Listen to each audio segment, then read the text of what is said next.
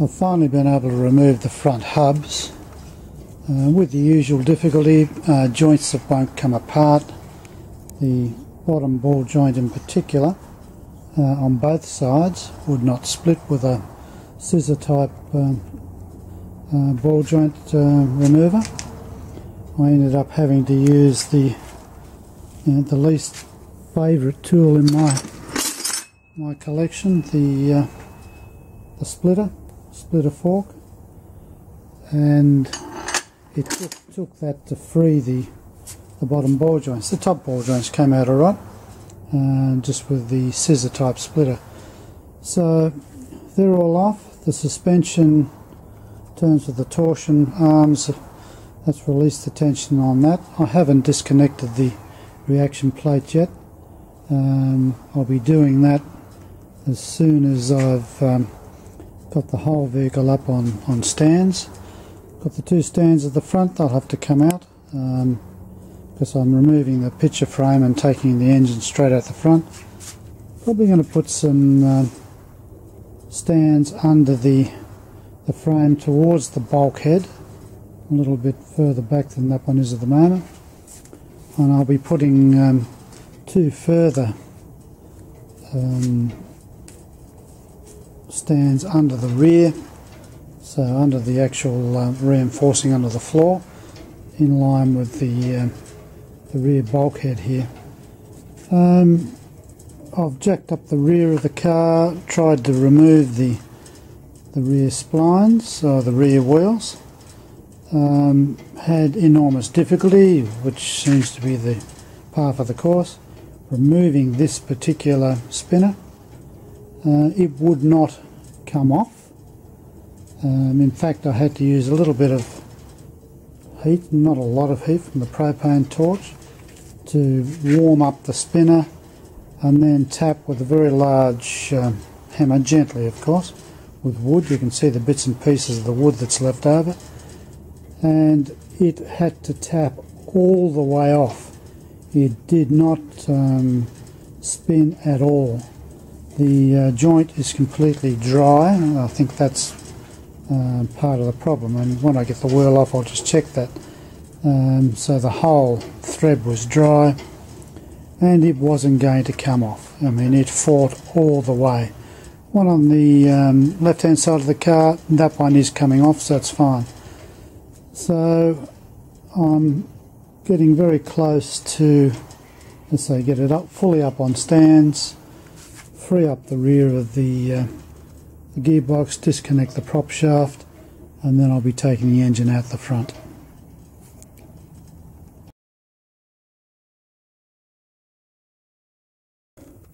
What we're looking at here, albeit in a very cramped space under the E Type, is the reaction plate. Now, I've read in the manual what needs to be done.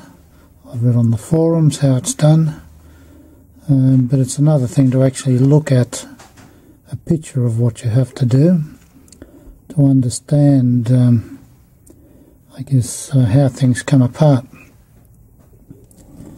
There are two. Well, this is the reaction plate here. It goes under the actual back of the motor. There is a torsion bar in the centre there. It comes through the reaction plate, and you'll also notice that there is a piece around that torsion bar, which is actually the yoke, the spline, the yoke that it fits through. Now that yoke, if I had a camera on the other side of the reaction plate, is bolted to the reaction plate by two bolts. One there, which I've already taken the nut off, and one above it up in there, which I haven't done yet. Those two bolts hold the yoke and in effect the torsion bar onto the reaction plate.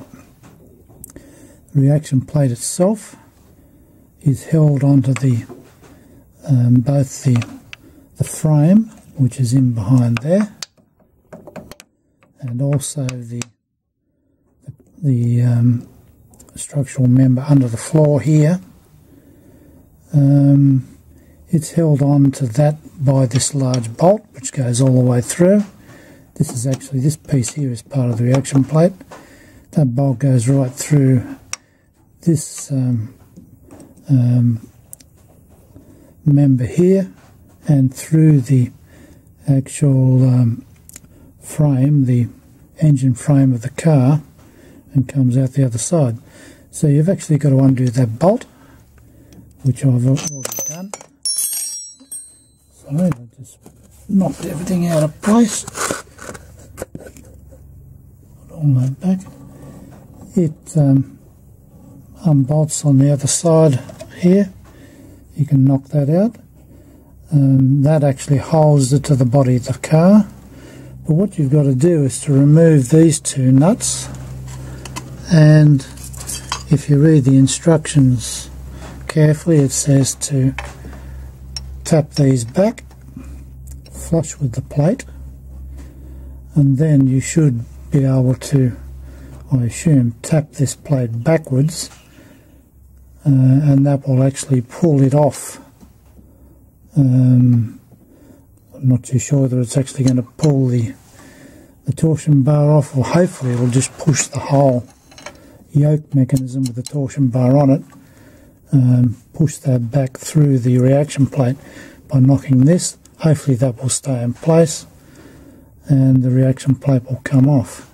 Now I've already taken the tension off the torsion bar. I've lowered the taken the bottom ball joint, top ball joints off, so there should be no tension on the torsion bar.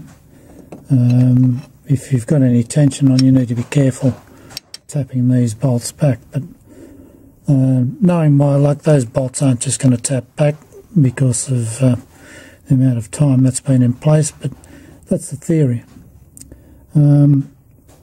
Obviously the same setup on the other side.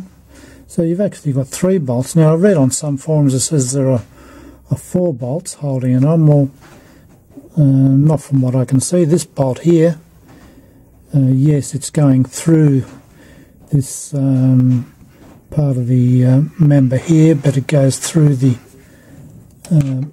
frame, engine frame of the car, but doesn't, from what I can see, it certainly doesn't go through the reaction plate, so it has nothing to do with the reaction plate.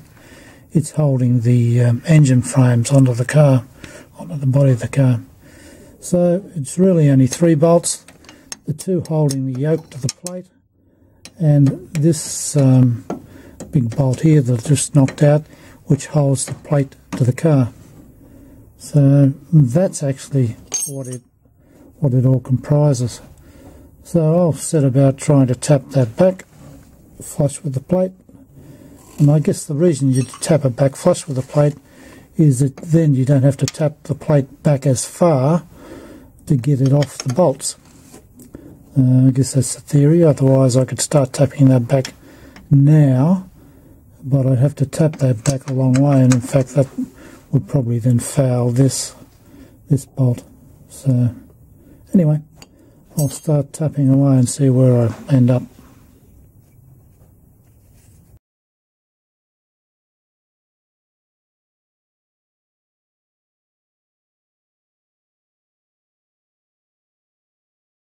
Now I've managed to disconnect the motor from the frame. In fact, I've dropped it down. It's sitting on some concrete blocks underneath and a piece of wood. So it's now been separated from the vehicle, and what I'm about to do is to start pulling the picture frame and the bonnet frame off the front. When I've done that and cleared off all of that front end, I'll remove the motor from the car. So that's something that I've been wanting to do for some time, but anyway, it's taken a bit of time to loosen things up. Everything went alright underneath. I thought I'd have a bit of trouble, probably can't see, it's a bit dark in there, a bit of trouble removing the gearbox mounting plate because of the rust in the floor, but actually, surprisingly enough, those bolts undid, even though the floor was rusted. So that actually quite surprised me, because many other bolts have been incredibly difficult to get off. So anyway, I'll take the picture frame and all of this gear off the front, and then I'll remove the motor.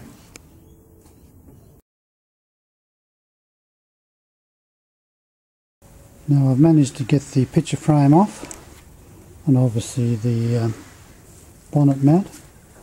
The only difficulty I had was the bolt just down the bottom there on the outside.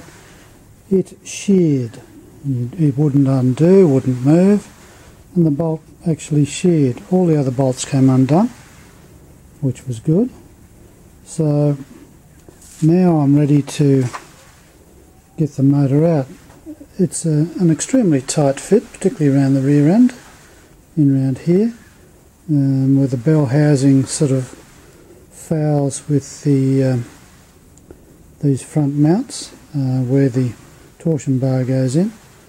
So obviously that's got to drop down so I can get some clearance, or lift up, not too sure which way. At the moment the engine's sitting on some blocks, so I'll have to lift it up and start manoeuvring it out, I'm hoping, out the front of the car. It may still have to lift up a bit to clear the frame at the front here, these two pieces on either side, so I've probably still got to lift it up. Obviously not as much as I would with the picture frame in. Hasn't been too bad getting access to the nuts and bolts. Although I've got a whole pile of sockets here, you can rarely get a socket in, so usually it's open ender and ring spanner. And here's my collection of open enders and rings. Quite a mess. I'm going to fix all that. It's getting to be a bit of a nuisance. I can never find the one I'm looking for. Now I'm sifting through all the spanners. I'm going to get a tool roll made up, leather tool roll, just with the most common spanners for the vehicle. Now I know these cars did come with a tool roll. My particular car, that wasn't present, but I'm going to get one made up. I know someone who actually makes handbags and things out of leather, hand stitched. So I'm going to get a prototype made up that I can actually put the common used spanners in, and then I'll know when one's missing, because they'll fit in the pouches along the roll. A lot easier to keep track of the spanners. Now you might say, well, you just put your spanners in one place. The problem is I've got more than one vehicle I'm working on. I've got spanners on the wall, I've got spanners with this vehicle here, I've got spanners with this vehicle here, I've got a few other vehicles, another one on the other side of there with spanners. I've got spanners everywhere, and I need to dedicate a set of spanners to each vehicle. So it's a lot easier to do that, and instead of having one set of spanners and you're walking from one place to another, taking spanners out of here to work on another vehicle and then forgetting to bring them back. So yes, I'm going to get a tool roll made up. So that's not immediate, but the immediate problem is to remove the motor.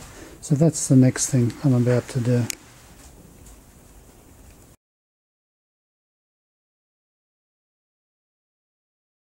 Now that's taken an hour and 15 minutes to get the engine out, even without the picture frame. Very tight fit. What I didn't realise is that these parts of the frame here on the bottom actually foul the sump as you're getting it out. So it's still got to come up at a sharp angle. And even then you've got to get it a fair way out before you can drop it down. Now it is out. I've put it on a cradle. The cradle's got casters. This was a cradle made actually for my Ferguson tractor to hold the rear half of the tractor when it was split in two. Makes a very good engine gearbox. It's just about the right size. So in effect this is half a tractor, just for the engine. I'll strap this on just to make sure it doesn't topple over if someone accidentally pushes it, although I can't see how it will. It's fairly solid on there, but I'll put some straps around the front and around the gearbox so it's held to the frame. I can now wheel that away and then concentrate on the rest of the dismantling process. With the engine out, there's hardly any weight on the front. In fact, I can lift that off the front stands there. The reason for that is that the rear stands are just forward of the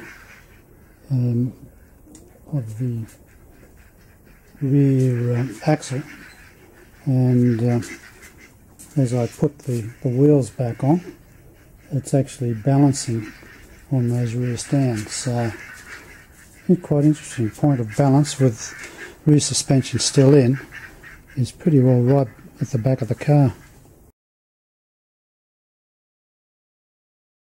Now, I said I was going to get a tool rail made up, which I did.